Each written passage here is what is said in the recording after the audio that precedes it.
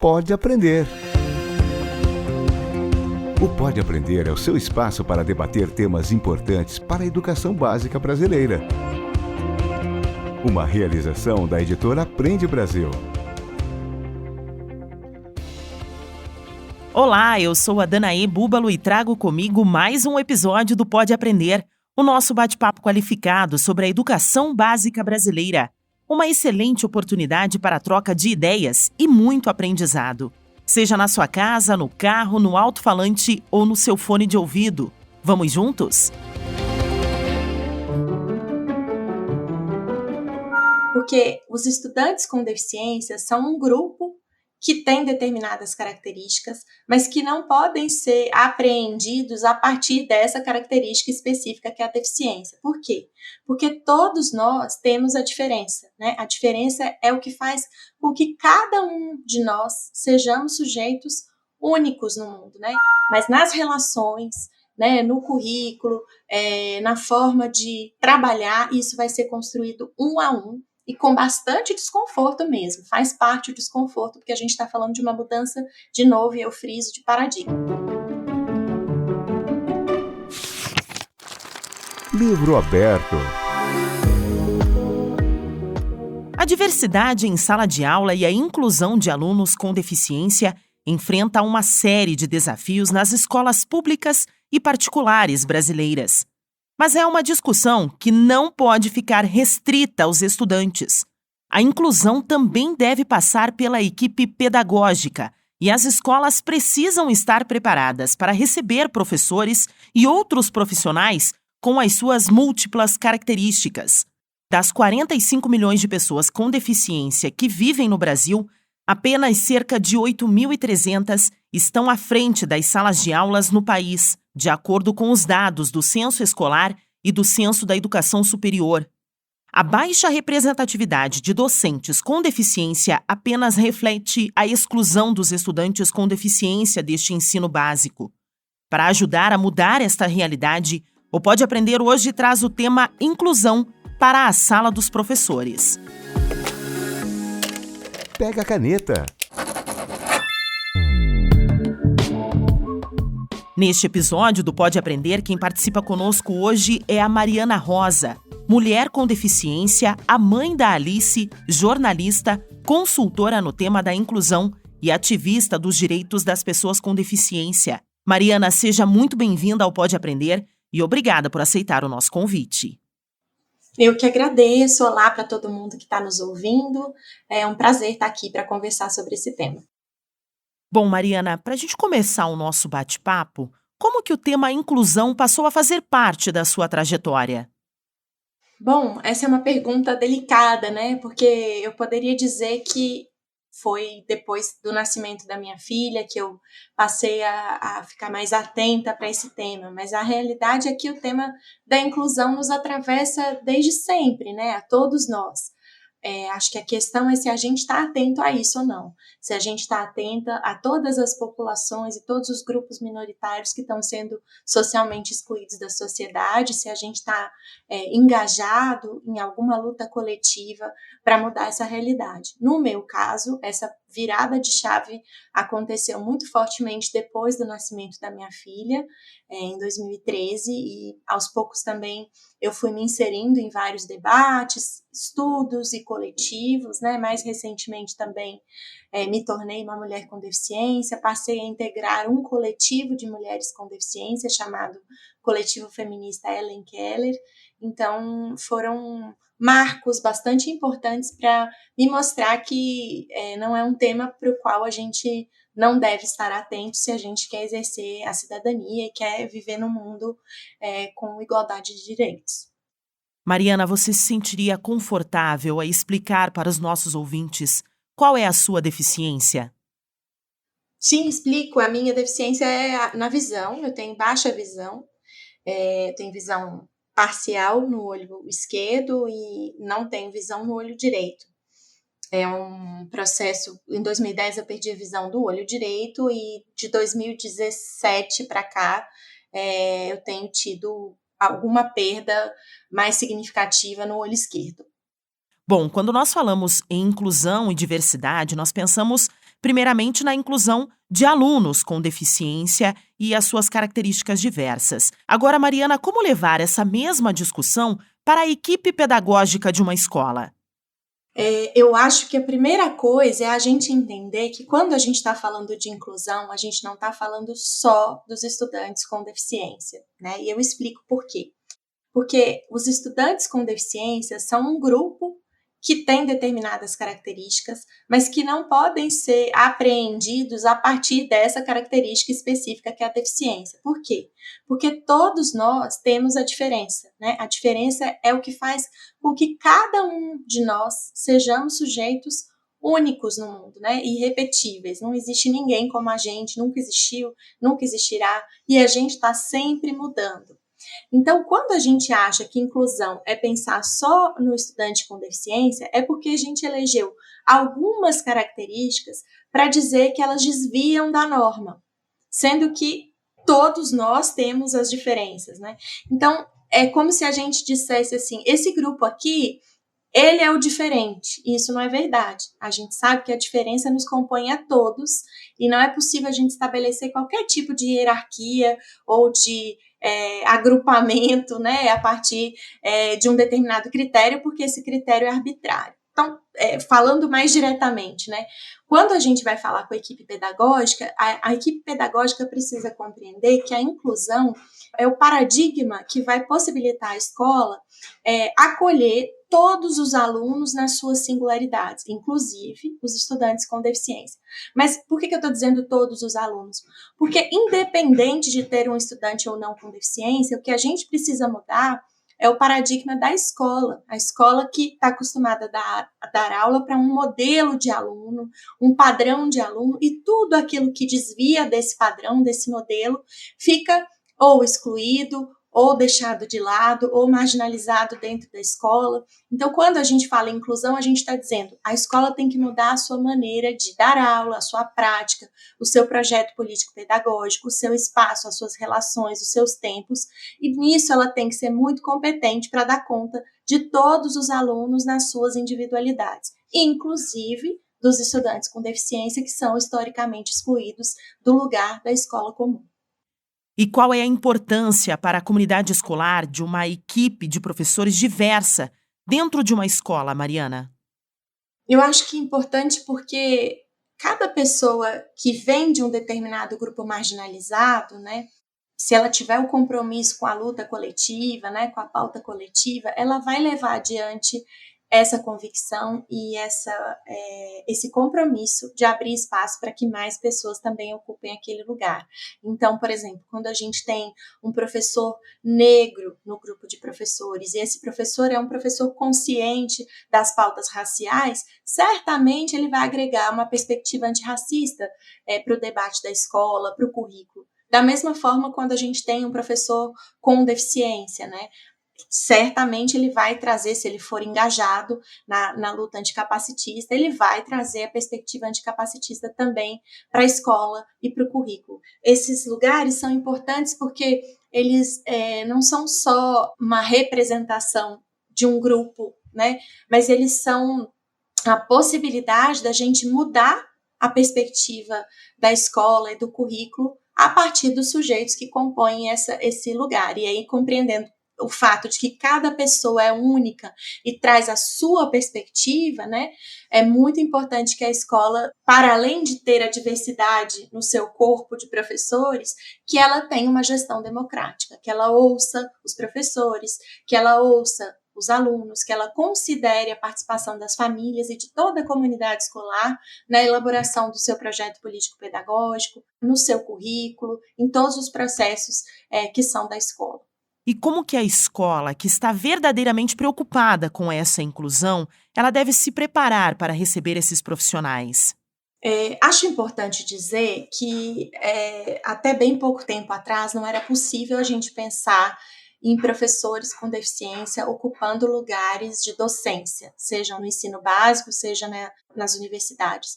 Por quê? Porque boa parte das pessoas com deficiência não acessavam a escola comum. elas estavam institucionalizadas nas instituições segregadas, as que a gente convencionou chamar de escola especial, mas que não são escolas porque não dão acesso ao currículo da maneira como a gente conhece. Então, elas não poderiam dar aula, porque elas não estavam acessando o currículo a ponto de chegar a uma universidade, poder cursar um curso, se profissionalizar e dar aulas. Elas estavam sendo excluídas dessa oportunidade. Essa mudança vem acontecendo muito fortemente de 2006, 2008 para cá. Né? A gente vê que hoje mais de 95% dos estudantes com deficiência estão incluídos nas salas de aula comuns, felizmente, nas escolas. Então, isso significa que mais estudantes com deficiência vão chegar às universidades, pelo menos a gente assim espera, né? Se tiver um percurso favorável nesse sentido, se a escola de fato abraçar essa necessidade de rever o seu paradigma, e aí, uma vez nas universidades, eles vão ocupar todos os espaços, não só a escola, né, o espaço da docência, quanto tantos outros. Então, o que eu tenho para dizer não tem um manual de como me preparar, porque a gente está falando de gente, e a gente constrói essas possibilidades na interação, no encontro com esse sujeito. Porque eu não posso tomar uma perspectiva homogeneizadora, né? Como se todos os autistas fossem de um jeito, todas as pessoas com síndrome de Down fossem de um jeito, todas as pessoas com paralisia cerebral fossem de um jeito. Isso não existe. Cada pessoa é única. Então, a gente não se prepara para quem não está lá dentro. A gente se coloca disponível, assume que não sabe tudo, que não tem todas as respostas, mas que no encontro com essa pessoa, no diálogo com ela, a gente vai construir os caminhos para isso. Fora isso, tem diversos manuais, né? Tem normas técnicas de acessibilidade, que é isso a gente entende que é o básico que as pessoas precisam observar quando a gente está falando de arquitetura, né? De tecnologias, de espaços. Mas nas relações, né, no currículo, na forma de trabalhar, isso vai ser construído um a um e com bastante desconforto mesmo, faz parte do desconforto, porque a gente está falando de uma mudança, de novo, e eu friso, de paradigma. Bom, Mariana, de acordo com essa realidade, né, tão diversa que nós temos das escolas brasileiras entre as instituições de ensino público e também a de ensino privado, você acha que hoje é possível garantir que o trabalho desses profissionais com deficiência tenha um mínimo de dignidade?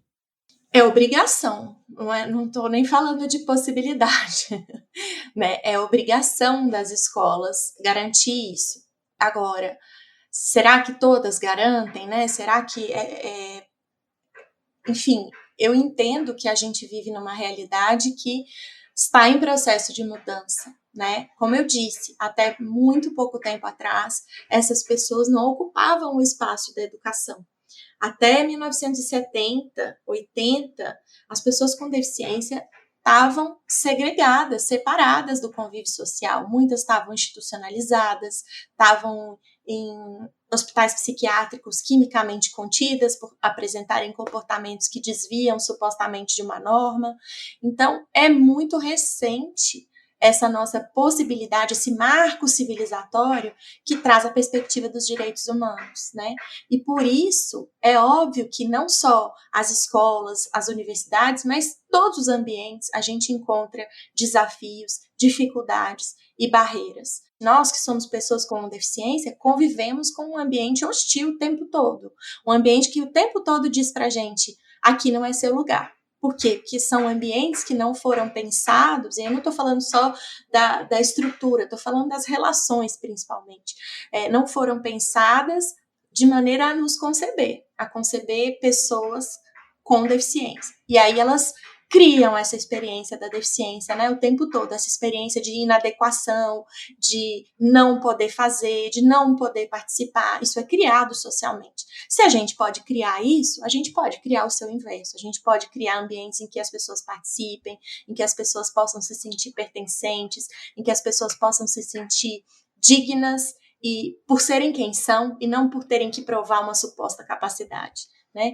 Então, nesse sentido, eu acho que é possível, e não só possível, como é nossa obrigação, é urgente e é uma obrigação numa perspectiva de reparação histórica. A gente deve isso, enquanto sociedade, às pessoas com deficiência.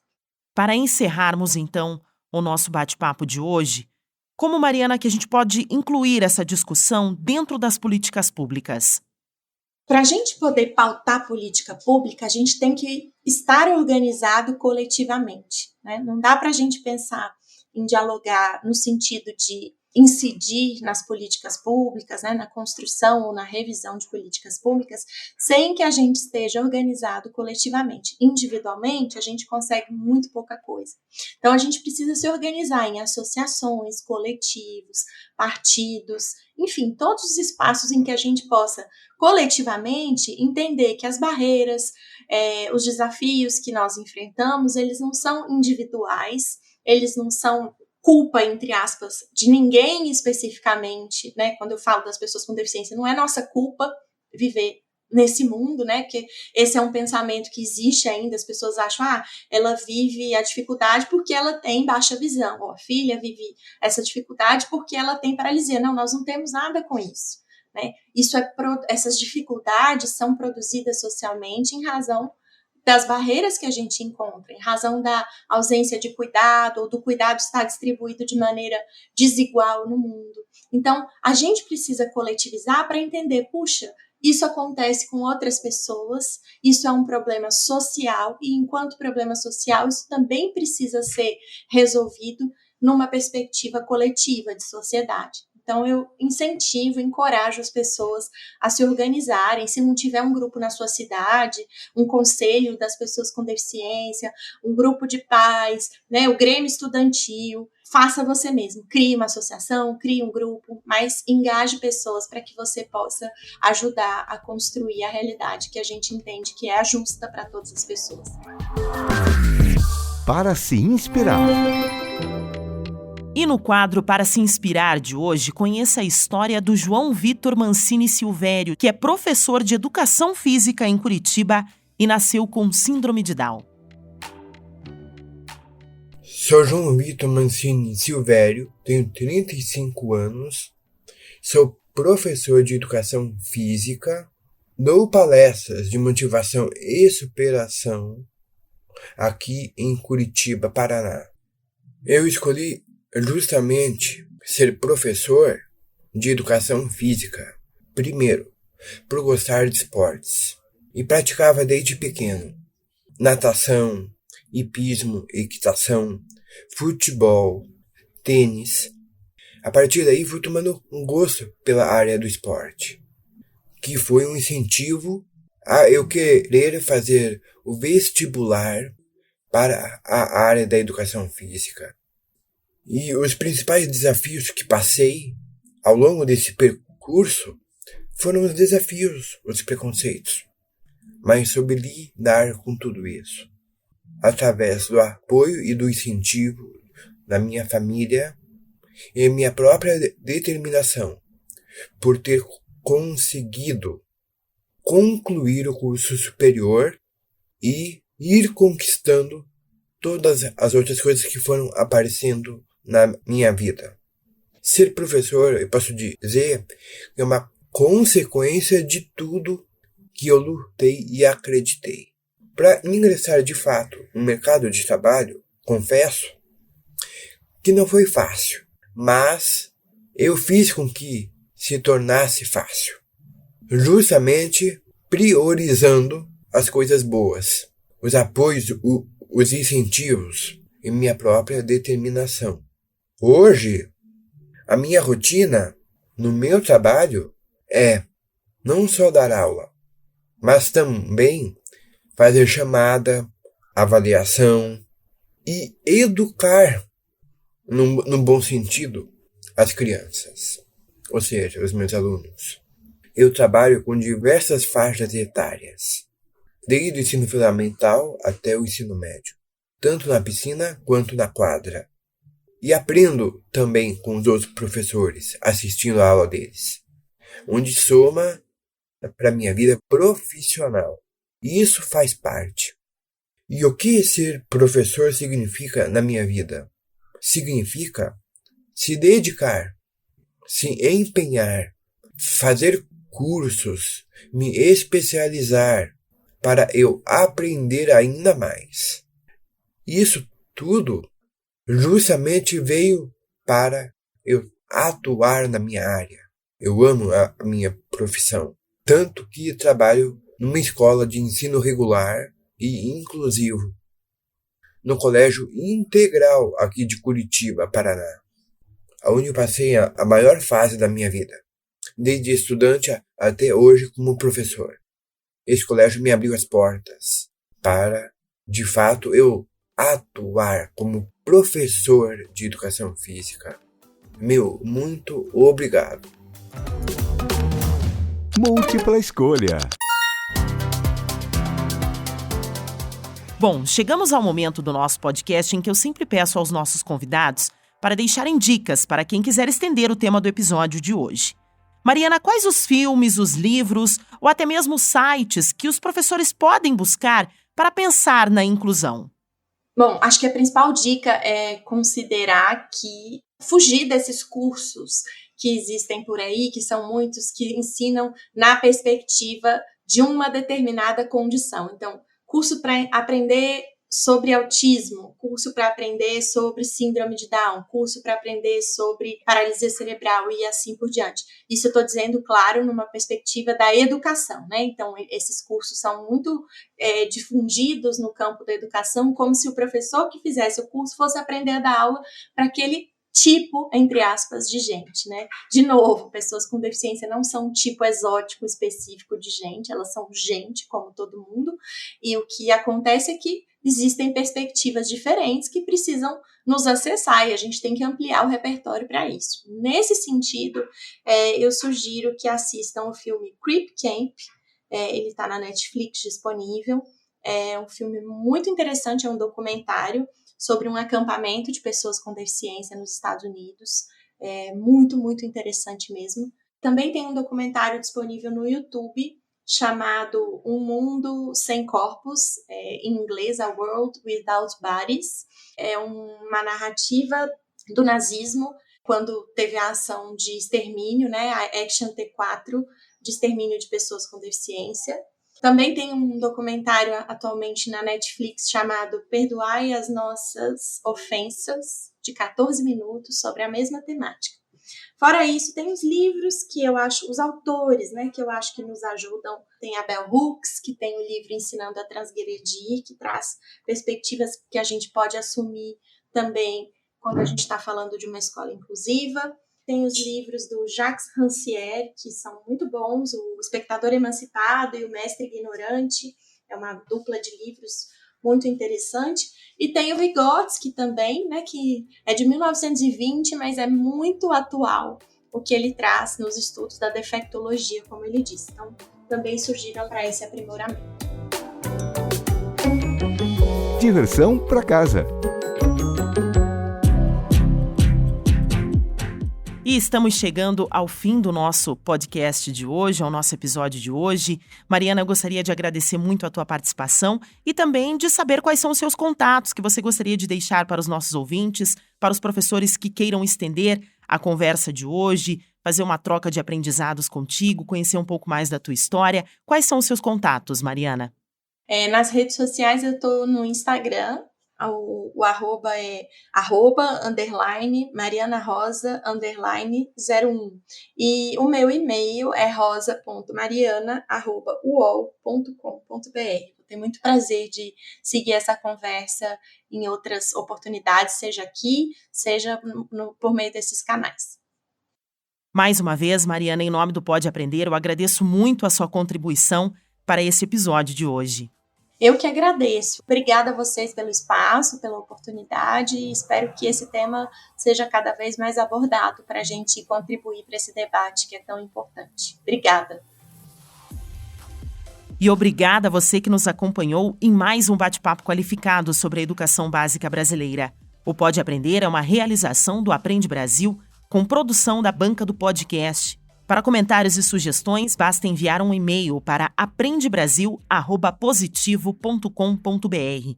Acompanhe os próximos episódios do Pode Aprender na sua plataforma de podcast preferida, nas redes sociais e no site Aprende Brasil. Até mais! Com produção e edição de Banca do Podcast, O Pode Aprender é uma iniciativa da editora Aprende Brasil, um futuro melhor por meio da educação.